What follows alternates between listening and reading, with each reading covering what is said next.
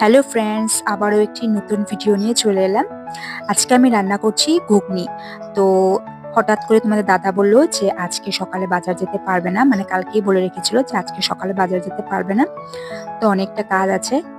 তো সেজন্য কালকে বলেছিল কি খাওয়া যায়। তো হঠাৎ করে 10টা সাড়ে 10টার সময় মনে হলো যে চলো কালকে ঘুগনি খেয়ে নিই। তো তোমাদের দাদা আবার আমার হাতে ঘুগনি খেতে খুব ভালোবাসে। তো ঘুগনিটা কখনো তরকারির মতনই, মানে ভাত দিয়েও খেতে খুব ভালোবাসে, হালকা করে পাতলা করে ঝোল করে দিলে।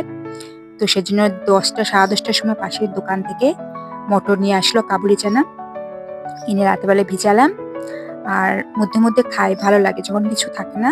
আর সবাই তো আমার হাতে ঘুগনি খেতে খুব পছন্দ করে, আর আমারও ভালো লাগে। তো মাম্মা তো ঘুগনি হলে অন্য কিছু আর লাগে না, তোমাদের দাদারও ঘুগনি হলে আর কিছু লাগে না, পাতলা করে ঘুগনি দিয়ে দিলে। আর এটার মধ্যে আবার সয়াবিন দিলেও ভালো লাগে, কিন্তু যেহেতু আমার শাশুড়ি মার একটু প্রবলেম আছে সয়াবিন খেলে, ইউরিক অ্যাসিডের প্রবলেম, তো সেজন্য সয়াবিনটা দিইনি। কিন্তু ঘুগনিটা বানালাম বেশ পাতলা করে, রসুন পেঁয়াজ দিয়ে বানিয়েছি।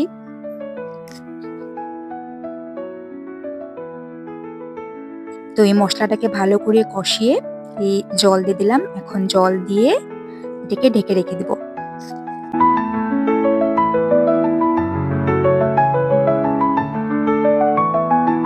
তারপরে একটু গরম মশলা দিয়ে একটু ফুটিয়ে নিলাম। ব্যাস, আমাদের ঘুগনি রেডি। আর মাম্মা তো ওখান থেকে বলেই যাচ্ছে, মা তুমি কি মাংস রান্না করছো?